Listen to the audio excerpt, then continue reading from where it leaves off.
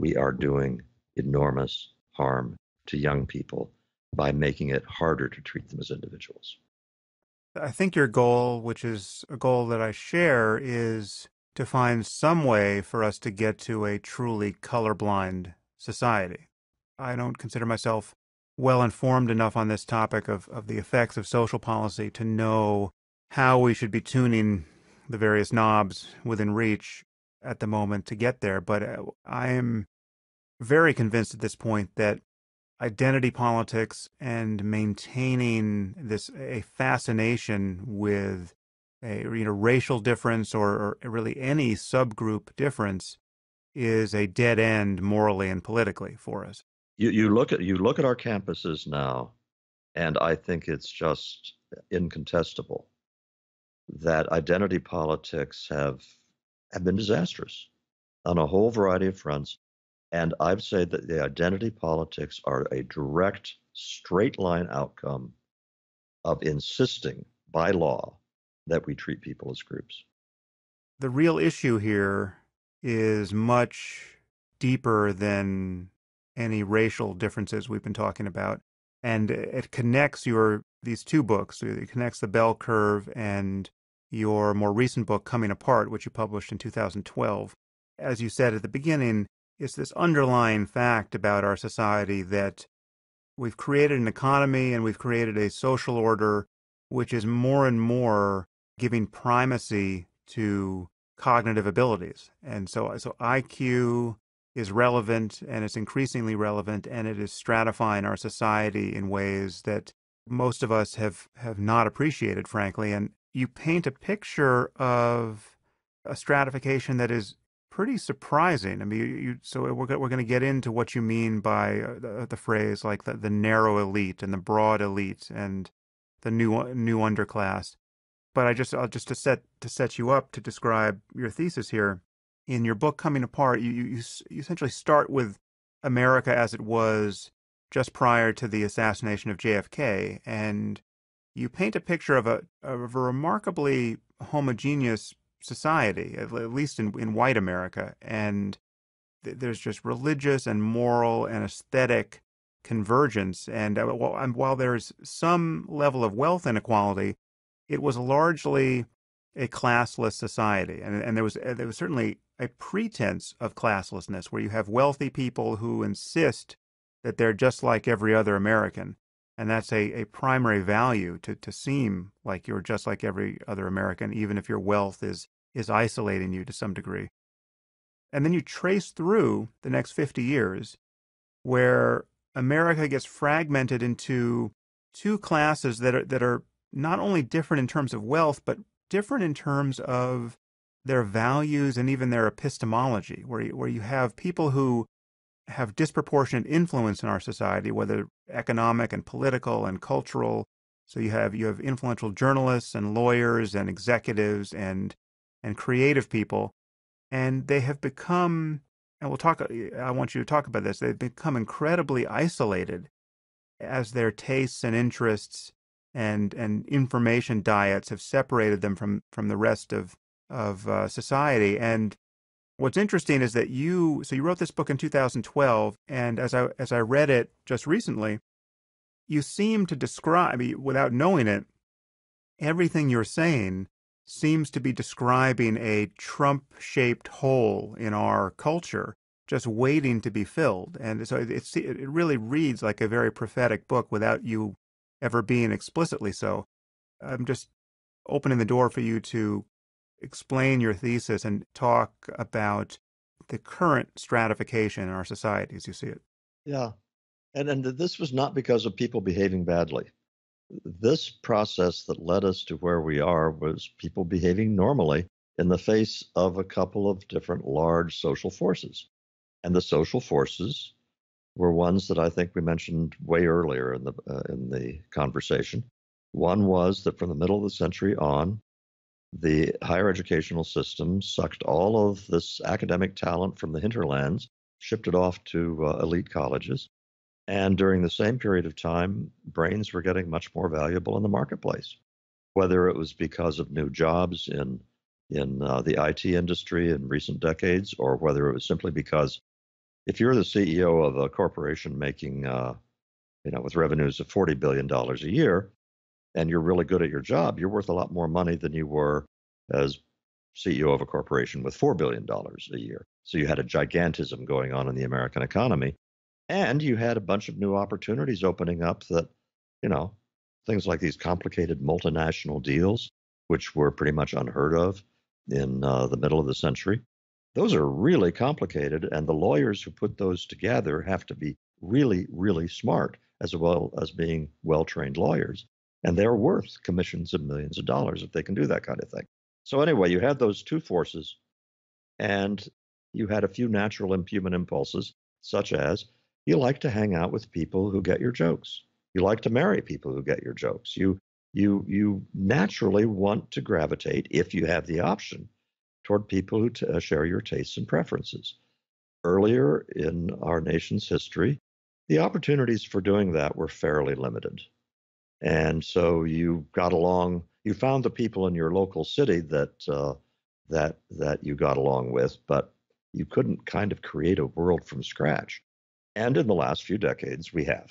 So you've got Silicon Valley and San Francisco, that corridor, which is just jam-packed with members of this new culture I'm talking about. There's the greater Los Angeles area, there's the greater Washington, D.C. area, and the New York City area. And you take those, and you now have enclaves of extremely highly educated and affluent zip codes that are contiguous. And the life within those zip codes is different on all sorts of bases than it is outside them. None of this, again, is intrinsically bad.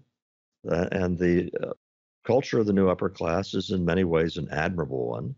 It's one that I participate in many ways. It's not that mainstream culture is somehow more virtuous, but this kind of separation of the classes is intrinsically worrisome in a country that has taken the ideal of equality of human worth so seriously as the United States ideals took it.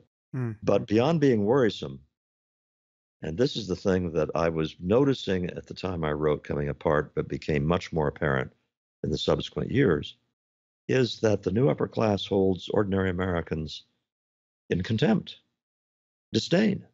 Yeah. And they're not even hiding it anymore. I think Jonathan Haidt, the social psychologist who started Heterodox Academy, Yeah, was he's right. been on the podcast. Yeah. Oh, yeah, good. Great guy. But he had an interview a couple of weeks ago where he said he thought the deplorables comment by Hillary Clinton changed the history of the world. And he may very well be right. I mean, that one comment all by itself might have swung enough votes. It certainly was emblematic of the disdain with which the new upper class looks at mainstream America. And mainstream America notices this. And in this, I think, lies a lot of what I found in my Twitter feed as I became a member of the Never Trump crowd during the course of the campaign. And I would get really strong stuff in return. But one of the things that struck me most were people who say, "You don't understand. We don't particularly like Donald Trump. We're not defending his character or anything like that. He's our murder weapon." And I think that is a pretty short, accurate way of saying what function Trump served. There's an irony here, I think, that I'm detecting for the first time, because I want to lead you to this phrase, the hollow elite, because this disdain you described, this isolation and disdain, I think is there, but we're talking also about an elite that has been so contaminated by postmodernist, morally relativistic thinking that they actually don't think they represent any right answers or values that anyone else should abide by. At least they don't live as though they do. They just are kind of prosecuting their own search for pleasure in isolation, and happy not to be associating with all the riffraff. But they don't imagine that they are holding themselves to a standard of industriousness or honesty or, any kind of core traditional value that they are judging other people on the basis of.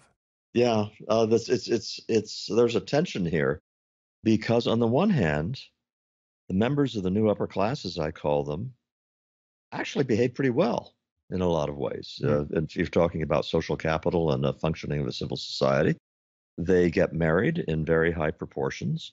They almost always get married before they have children. The out of wedlock birth rate for the new upper class is in single digits. It's kind of like the 1950s. They stay married more often than they used to. They are, if they're in megalopolises, they may not be involved in communities, but in smaller cities, they're often involved in civic organizations and so forth. But I do use the phrase hollow for the reasons that you suggest, that they're behaving pretty well, but there's no code of values that they feel they are living up to and that they think are important for the rest of society to live up to. The phrase I use in the book is they don't preach what they practice. But in Mm. part, they aren't preaching what they practice because, as you indicated, the idea of a code, which when I was young was that there was a code of the gentleman. And I don't mean the gentleman in the British aristocratic sense, but an American guy. There were certain things he was supposed to do and be and live up to. And if you were a guy, your word was your bond. You were gracious in victory, and you were stalwart in defeat. And I go through a Yeah. cliche, a set of cliches in the book, and I said, but they're cliches precisely because they were so widely accepted. And I don't know of any members personally of the new upper class that have that sense of a conscious code of virtuous behavior. And the Mm. same goes, of course, for women. And in that context, you then have on their part though a sense of superiority, and you have a sense because Sam, these same people who say that IQ tests only measure the ability to take IQ tests, these people are very proud of their IQs, of how smart they are, of how able they are. And they also have lost a sense of seemliness. The idea in 1955, if you lived anywhere except Newport, Rhode Island, that you should build a 15,000 square foot house was ridiculous. It would be unseemly. And I guess that if you went up to Scarsdale or to the North Shore of Chicago at that point, you could also find mansions up there. Mm. So, but you're talking about a very small number of places that had that kind of conspicuous wealth. And just to add another fact, since I mentioned the North Shore, if you were in the North Shore of Chicago in 1960, and in the most elite communities, you were still in communities where about three-quarters of the people didn't have college degrees, and where the median family income in those towns was around $60,000-$70,000 in today's dollars. Mm-hmm. So yeah, you had the mansions all right, but you had within those communities a lot of other people who didn't fit that description, and you were not isolated from them by a barrier of four intervening zip codes that were almost as rich as you were. So there is simply now people living in the bubble, as I've called it. Their kids are being raised in the bubble. Their kids have never known anything except that. So increasingly, what you have inhabiting the new upper class are people who are divorced by two or three generations from folks who worked with their hands, folks who worked in factories, ran small shops. They've known nothing but this rarefied world that David Brooks described so wickedly and so funnily in Bobo's in Paradise. To give a picture of this isolation, I think is useful. So, for instance, it's startling for me to reflect on this, but I think it's true to say that certainly among my peers and people who I am social with, I think there may be a few young people I know who fall outside this, but I think it's true to say that The last person on earth I knew who smoked cigarettes was Christopher Hitchens. I literally, I bet you're right. if my life depended on it, I could not find another person who smoked cigarettes in my contact list. And let's say there's 1,000 people in there, right? Hmm. Hmm. That's an amazing fact in a society where something like 30% of people smoke cigarettes. That's a wonderful illustration of how isolated.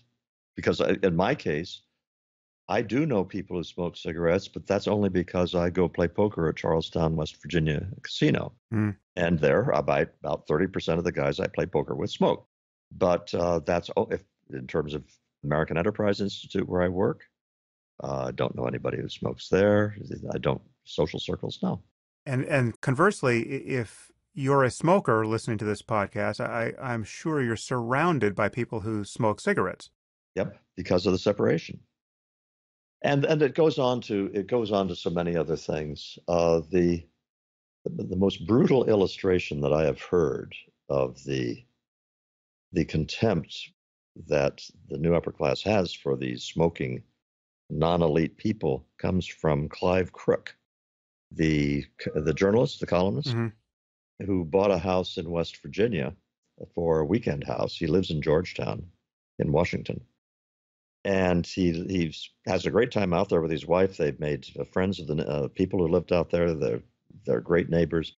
But in Georgetown, when they'd heard that Clive had bought a house in West Virginia, it was like they expected them to be characters out of Deliverance, if you remember that novel, Yeah, yeah. with missing teeth and can't talk right and are barely human. And they had no hesitation in using the most not just condescending but hateful language about these people, and they probably have never met a West Virginian in their life and have no idea what that's like. I mean, it's fascinating to me that with very little information about someone, it seems like you could reliably predict their worldview. So, for instance, if you told me that someone subscribes to a magazine like Architectural Digest or the New York Review of Books, I was just thinking of New York Review of yeah, Books. Yeah, I feel like, I mean, I could be wrong about this on some questions, but I feel I could make money all day long betting on the things they believe and don't believe, about whether they support gay marriage, for instance, or sure. whether they believe in climate change, with a single data point like that. And You could predict what kinds of alcohol they drink and don't drink. You could predict where their kids go to, what kinds of schools their kids go to, all sorts of stuff all day. You're right. let's just talk a little bit about what the costs are to this kind of stratification. And also, just how many people are we talking about? When you talk about the narrow elite, are you talking about a truly tiny number of people, like 100,000 people or something? I'm talking about a tiny number of people, and 100,000 is probably a good ballpark figure. Just think about it for a minute. If the narrow elite I define as people who have an effect on the nation's politics, economy, and culture. The broad elite are people who have an effect on those things in their own city, but their city is Tulsa, Oklahoma, or Kansas City, Hmm. whereas the others are the national. Okay, so think of it in terms of journalists and start to list the op-ed columnists and the journalists at the Washington Post and the New Yorker and the New York Times and the Wall Street Journal who really have national influence. You're going to run out of names after in the dozens. Okay, after the first several dozen, you are still with people who have quite successful careers, but they aren't the ones who can move the needle. And if you go with the same kind of question into the worlds of finance, into the worlds of television and who produces what's on TV, you get past the dozens. But in each of those cases, you're probably talking about hundreds or a couple of thousand people in each of those niches who are the movers and shakers. And you add them all up, and the top 100,000 people in terms of influence in this country probably explain a whole lot of the variance the decisions get made. Why is this a problem? Well, the classic or at least the example I use all the time, is it doesn't make a difference if a truck driver in Tulsa, Oklahoma can't empathize with the priorities of a Secretary of Commerce. But it makes a huge difference if the Secretary of Commerce cannot empathize at all with the priorities of truck drivers in Tulsa, Oklahoma, because the Secretary of Commerce, the things that he or she does, can transform that person's life for the worse. I would say for the better, except that they very seldom do it for the better. They usually get in the way of the guy making a living. Well, the same thing is true of whether you're talking about the people who write dramas for television or the people who are working in the IT world. Insofar as they have no idea what the life of ordinary Americans is like, they're likely to do things that are mistakes, that have greater or lesser consequences, but they're mistakes. And it would be really nice if the people who run the country had a deep, intuitive understanding of their fellow Americans. Much of what we're saying here is, as I said, draws a direct line to what happened in the most recent presidential election, and the fact that is still a source of perfect astonishment to many of us that we now have Donald Trump as president of the United States. I mean, what do you make of our current situation politically? And it was amazing to hear you describe the traditional ideals and values of a well-behaved, self-respecting American, and to be able to check the antithesis of all of those values exemplified by Trump. I mean, he is the Antichrist with respect to values like honesty and integrity and being a good winner and a good loser. And I mean, it's just, you could not get a more perfect embodiment of the absence of those qualities. And yet he's president. But what has been your experience of being a very visible conservative never Trumper? I mean, you must have had a similar experience of people like David Frum and other people on the classically right of center who came out early and loudly against Trump. What's that been like? Well, it was chastening because I clearly was so wrong for so long about things. For example, I kept saying, look, the working class guys I know would hate Trump if he lived next door for the reasons you just mentioned, but also working class guys don't talk about their wives the way that Trump did. Not very many of them do. Mm-hmm. And working class guys hate people who brag about their money. I mean, that's just kind of the tackiest, most unattractive thing you can do. And what I didn't get was the extent to which they were looking upon Trump as the murder weapon, as I put it a while ago. Mm-hmm. That he was a guy who was not acting like this establishment elite, and they put the other Republican candidates in that category just as much as they put Hillary Clinton in that category. But Trump also was doing something that I don't think I gave him enough credit for, and that is he really was talking to them in other kinds of ways that worked. And for this, I got a very interesting anecdote when I was signing books at a thing a couple of months ago, and the woman who gave me the book to sign said, I grew up across the street from Donnie Trump. And Donnie Trump, apparently, even though his father was already pretty rich at that time, still lived in a pretty ordinary neighborhood in Queens. And she was saying, oh yeah, when there was ever construction in the streets, Con Ed fixing something or something, Donnie would be out there talking to the guys. And all at once I said, okay, so it's not Donald Trump, the nouveau riche vulgarian, that's accomplishing all this. It's the Donnie Trump who used to go out and talk to the guys working construction in Queens. And so I was wrong in understanding the nature of that appeal. What all this means, I think you have to divorce the person of Donald Trump from the movement, so that Trump may or may not get through his years in office, successfully in some ways or not. I don't know.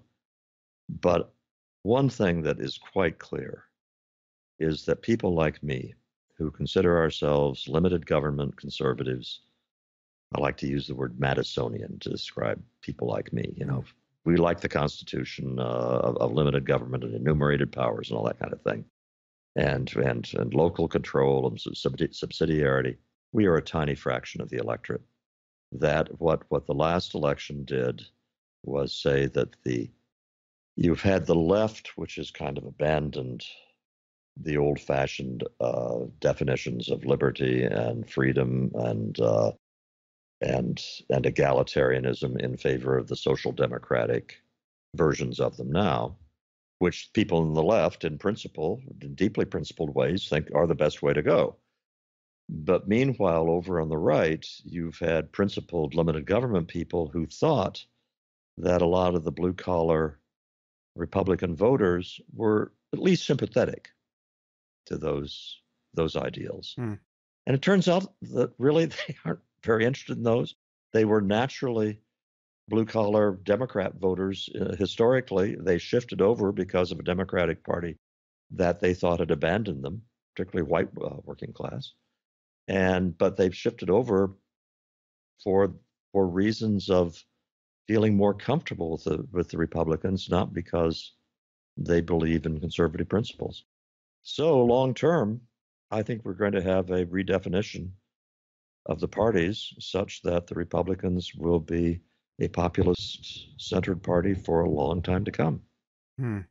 I will add, Sam, I have been consistently wrong on all things political for the last 18 months, so I'm probably not changing that Yeah, track record now. well, you're in good company there. This final topic I want to raise with you is